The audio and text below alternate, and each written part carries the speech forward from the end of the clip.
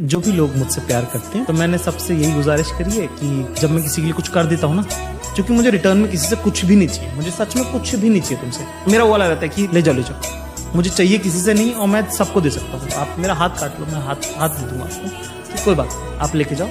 क्योंकि मुझे सबसे एक ही फेवर चाहिए, जब मैं मरूँ ना तो आ जाए। क्योंकि जीते जी तो आपको बहुत लोग बर्थडे विश कर देंगे। जिंदगी की क्या हैसियत रही है आपकी, कितनी औकात में मरे हो आप, ये तो उस दिन पता चलेगा जिस दिन आपकी मौत होगी। और कितने लोगों को ये लगा कि नहीं यार, आखिरी बार फिजिकली जाके देखना पड़ेगा इस आदमी को, तब आपका क्या कलर रहा है जीवन में वो तब पता चलेगा। एक शेर इसलिए लिखा था मैंने कि मेरे 2-4 ख्वाब हैं जिन्हें मैं आसमां से दूर चाहता हूँ।